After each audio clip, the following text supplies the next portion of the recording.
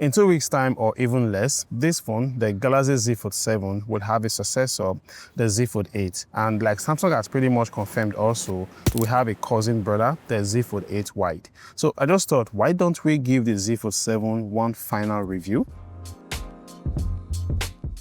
Now, I've had it with me for the past 7 months, and I love the fact that it just fits perfectly into my two-phone system. You know, I have the iPhone 17 Pro that I use for photography, videography, and making financial payments because Apple Pay is just so much easier.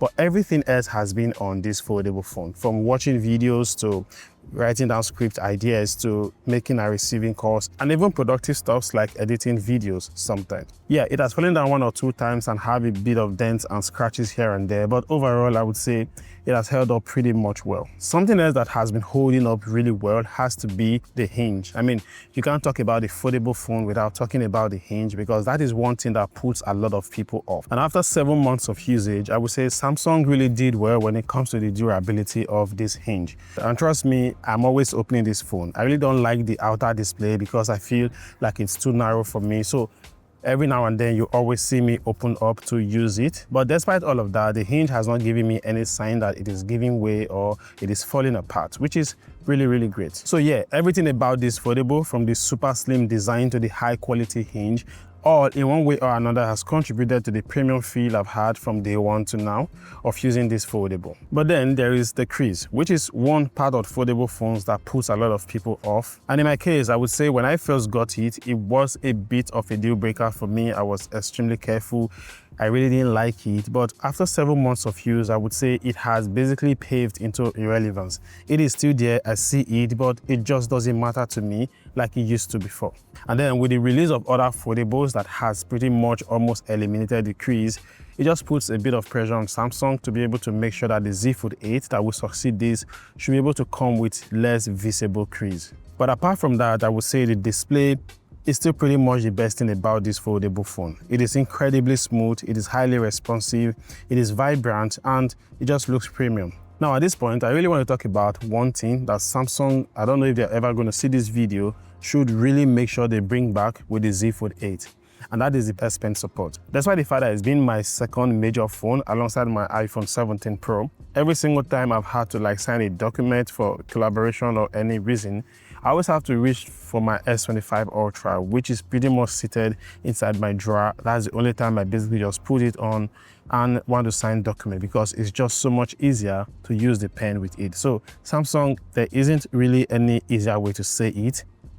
Bring it back. Now, battery life is another area where I really want Samsung to improve with the Z Fold 8. Personally, it's not a deal breaker for me because, like I said, I don't use it alone. So there hasn't been a time where both of the phones will just die on me. I will still have at least battery in one of these two phones. But if you are somebody who wants to get the foldable alone, or if you're someone who is using it alone, you may have noticed that the battery doesn't really last you a full day of really active usage. And then when it comes to charging, there is no way to get past the fact that 25 watts in this day and age is pretty much slow. Now, this is the slowest phone I have among all the phones I used. Because of that, I always notice because it charges really slow when compared to other smartphones. So maybe a 45 watts or even a 65 watts with the Z Fold 8 would definitely be a welcome improvement. And that brings me to what is perhaps the second best thing about the Z Fold 7 after using it for the past 7 months.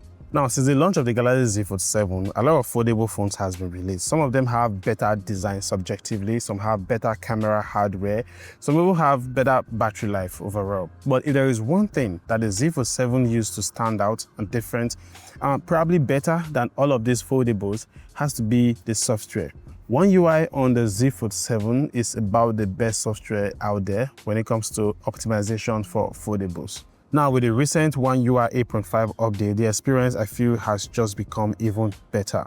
There are plenty of new and refined features, but my favorite of them all has to be the fact that I can now send files, photos, videos, just name it, from my Samsung phone to my Mac Mini that I work with without having to use a third-party application like LocalSync. Now, for some, that may be a very small thing, but trust me, that's one of those quality of life improvements that just not only integrates my Z Fold 7 more into my ecosystem, but also just makes life a little bit more easier. And then, there is the cameras. Now, without having to bore you with lots of specs and all of it, if there is one area where I really feel the Z Fold 8 should do better, it has to be the cameras. Now, the current cameras we have here are great. They take some really nice pictures. The image processing has improved. Colors looks more natural this time around. And even in challenging lighting conditions, I feel it still continues to produce some really impressive results. Now, if there was just one thing that I want Samsung to really improve on, it has to be at least giving us a dedicated telephoto lens. This would make it really better when it comes to portrait pictures and videos. So where does that leave me with the Galaxy Z Fold 7? Personally, I think it has aged really well. Barring some of those little things I talked about that really needs improvement, like the charging speed, the battery life, the fact that it doesn't support X Pen, and also a bit of improvement with the camera hardware. Everything else about the Z Fold 7 has been great. The form factor is great, the durability is really there. The crease, it's not much of an issue anymore, and of course, I know that with the Z Fold 8, Samsung will even improve better in all of these things. So what you want to do now is to make sure you subscribe to the channel, because with the Z Fold 8 just around the corner, I can't wait to see what Samsung is going to bring out with that. And then the Z Fold 8 White, that is one phone I really can't wait to see and actually test and use and see how well it compares to this one right here. So thanks so much for watching once again, and yeah, I will catch you in the next one.